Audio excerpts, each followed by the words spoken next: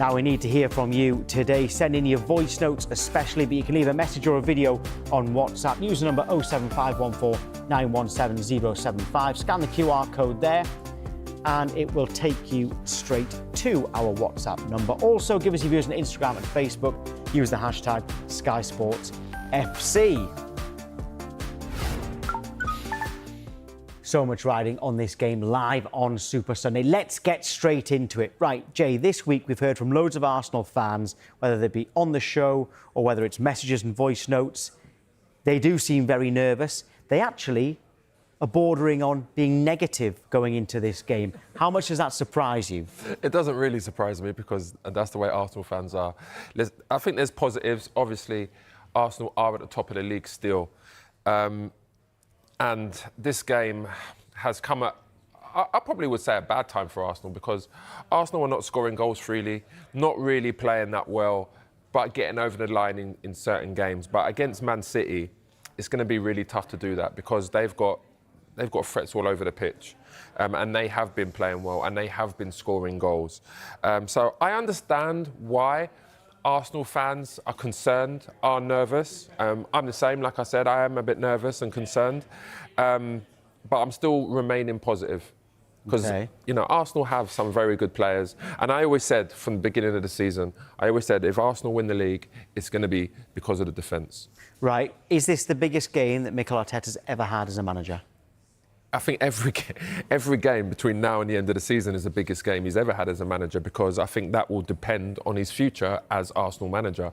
If he finishes the season and he doesn't win the Champions League or he doesn't win the Premier League, then there's going to be serious questions about his future at Arsenal Football Club. And I genuinely think that they will probably move on from Arteta. So, yeah, every single game is a massive game, but especially this one on Sunday because if Arsenal can win that, at least it gives them a little bit more separation to slip up going into the end of the season. So Arsenal should go for the win rather than just getting a 0-0 draw. Yeah, because you said how good their defence are. Yeah, I think Arsenal have to go into the game looking to win. I think when you look at, I mean, I forgot what season it was, but I mean, I remember when Man City won the league one year and Rodri come out afterwards when he was standing on the pitch still. And he said, we knew we was going to win the league when Arsenal turned up at the Etihad playing for a draw. And I feel like this is a situation now where Arsenal have to go to them with the mentality, we are the best team and we can come and beat you on your own patch. OK, well, let's get to some of the fans now. Sky Sports have partnered with Finalysis to discover true fan opinion. To have your say on your club, download the Finalysis app now. Scan the QR code here for more details. Right, we've got Arsenal fan Scarlett Katz-Roberts and Manchester City supporter Matthew Kerr. Right, Scarlett, we've spoken to Arsenal fans all week, you being one of them, of course. The nervousness has been clear, but you could pretty much win the title on Sunday if you win. Why is everyone so worried? Yeah, I don't think there's a word to really describe adequately how nervous I feel for the weekend. Scarlett, don't worry. If you use a difficult word, I've got my dictionary here today. Good, Jay.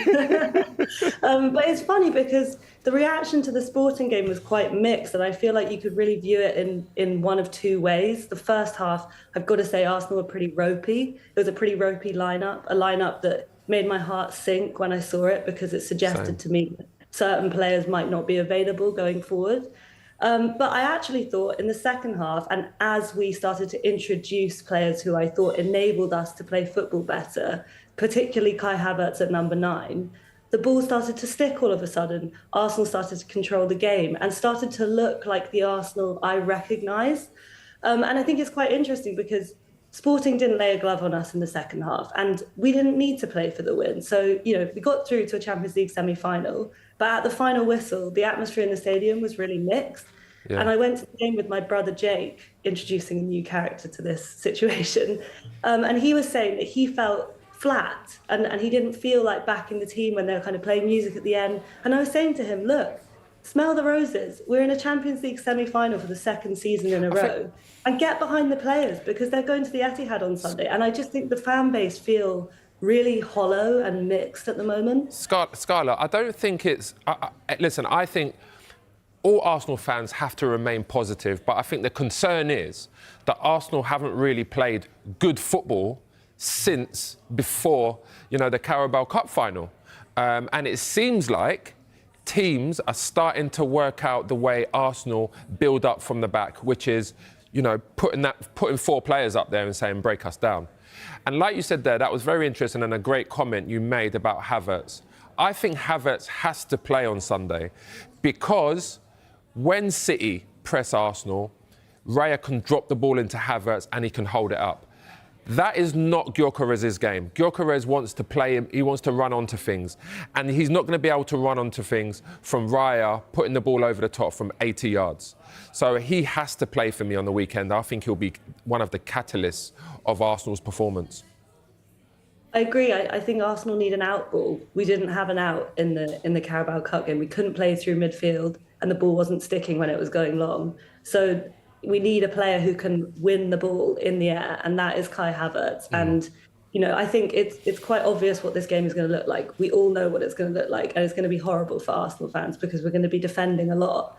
But, Jay, you mentioned that maybe teams have worked Arsenal out. I think you can press Arsenal if they don't have their good ball progressors. Odegaard's not been playing. Eze's been missing. I just hope we show up to the Etihad with something that resembles our best team. Yeah. Matthew, you must be loving all of this. You'll have been watching all week with the Arsenal fans' nerves, and the Man City fans haven't been nervous at all. No, I'm pretty relaxed mainly because I didn't think I'd be in this position a couple of months ago. So I'm absolutely relishing it. I mean, yeah, you're talking about the Sporting game midweek. I didn't even bother watching that. Thank God, I didn't put myself through that. I watched that Bayern Munich Real Madrid game. Beautiful. Took my mind away from it. I've had my feet up. I've been relaxed all week, so I'm feeling good going into this one. I mean, any game of football is difficult, but I think, you're alluding to it. I think the dip in form of Arsenal, the psychological hit that Carabao Cup's had, and our upturn in form, I think it's just coming at the right time for City this game. And yeah, I'm absolutely looking forward to it. I'm buzzing. Matt, do you think? Yeah, go on. Sorry, Tom. No, go on. Matt, do you think the business that Man City done in January has put Man City in this position right now, signing Semenyo and Gay? It's given us an edge. I don't think that'll be the defining factor, I think one of the main things was Pep Guardiola finally realised he's got Ryan Cherky sat there on the bench and he started using him. Gay, helped, obviously. Semenyo scored goals, but Cherky, he was barely getting minutes. Us City fans, we were crying out for him because the glimpses that we got were like, he's a creative genius. That's exactly what we need right now. And yeah, since the Carabao Cup final, doing the keep-you-ups against Arsenal, what he did against Chelsea as well, he's just been a joy to watch. So I think if we go on to win the league, I think it's going to be more on Cherky than Semenyo and Gahey. But yeah, they've definitely helped. Jay, should we have a look at your combined 11? We should stress that this is if everybody is fit and available, all right? So between Manchester City and Arsenal, this is what Jay believes would be the best 11. So 1, 2, 3, 4, 5, 6, 7, 8 Arsenal? 8 Manchester City. Yeah, I mean, listen, Arsenal's strength is in the back line. And I know... You picked 2 of the 5. I know. And the reason why people are going to say, why did I go with Gay over Saliba? I think Saliba's a fantastic defender, but I just don't think he's had a great season this year. I think Gabriel has been the rock in Arsenal's defence, and then obviously Timber.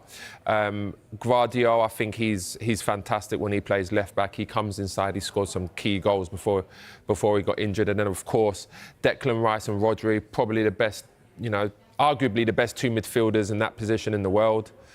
Cherky, again, genius. I love watching him play football. And, Eze is our Cherky.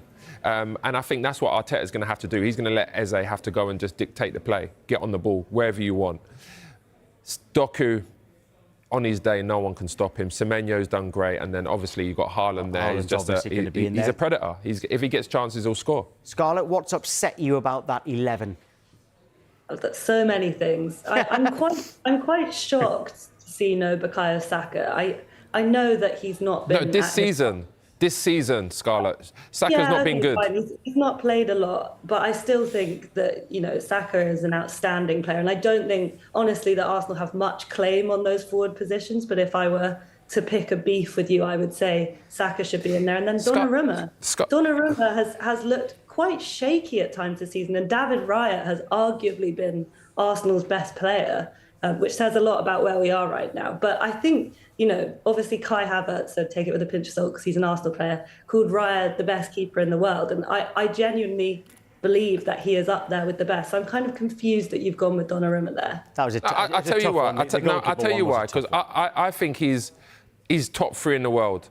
And with Raya, don't get me wrong, I think he's a great keeper. And I think, if I'll be honest with you, if Guardiola had his choice at Donnarumma or Raya, I think Guardiola would pick Raya purely for the fact that he's more comfortable with the ball at his feet. But I think on the biggest stage, I've seen Donnarumma make massive saves. In the Champions League final, I've seen him up big. Now, there's no doubt about it. I love Raya. I think he's one of Arsenal's best signings.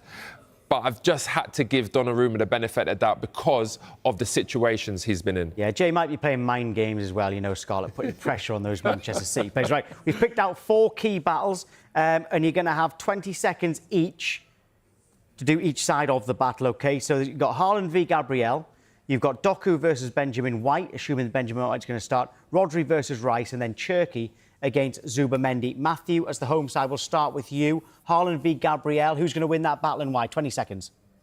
Yeah, it's going to be Erling Haaland. I mean, we saw in the reverse fixture at the Emirates early in the season, we weren't at our best. We basically parked the bus for some strange reason, but Erling Haaland's still got on the score sheet. Gabriel was nowhere to be seen, and he's back in form now at the right time, so I'm sure he's going to score on Sunday. Scarlett?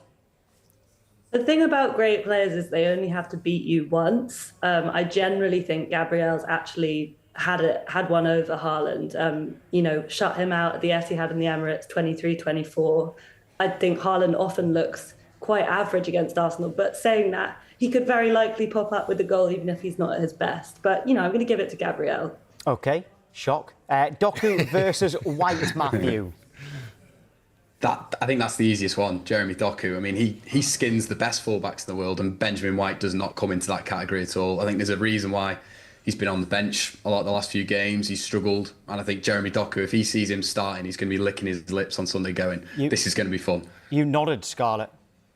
Yeah, I'm afraid the only chance of Arsenal winning that battle is if it's Jurriën Timber lining up at right back, not Ben White, sadly, as much as I love him. OK. Rodri versus Rice. This one a little bit more difficult, Matthew. Yeah, that's really tough because, Declan Rice has probably been one of Arsenal's best players this season. I'm sure Scarlett would probably agree with me. Probably one of the best players in the Premier League. Rodri, and yeah, the world. He wasn't perfect, probably. Maybe. Rodri's been, he struggled post-injury, but I think now he's getting back to a level where we can say, yeah, he's back to near enough his best. So I'm going to go Rodri. John and Scarlett. I think it depends on the game. I mean, City are going to dominate the ball, so I guess Rodri's not going to have loads of ground to cover, and that's a good thing because his legs are gone.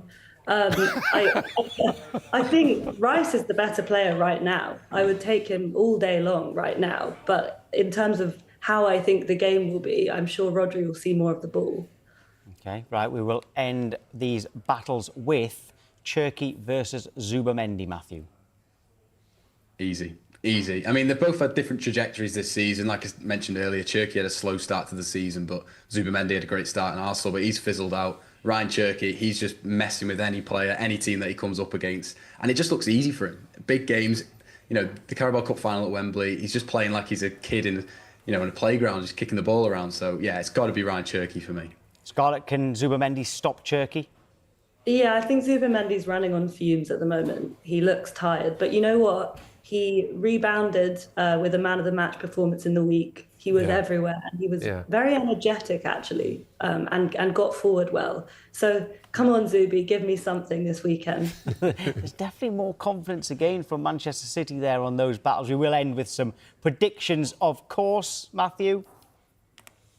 Well, I can't see a world in which Arsenal come to play. So I think it's going to be very difficult for City. I think it's going to be low scoring. I'm probably going to go 2-1. I think Arsenal have to be better than the Carabao Cup final. That they probably will score because of that. But yeah, I think City will come out on top. So I'm going to go 2-1 City. OK, Scarlett? Speaking with my heart and not my mind, I'm going to say 1-0 to the Arsenal. 1-0 to the Arsenal. Jay, we'll get yours a bit later on in the show, your prediction for it, so you have a bit more time to think about it. Matthew, Scarlett, good luck to both of you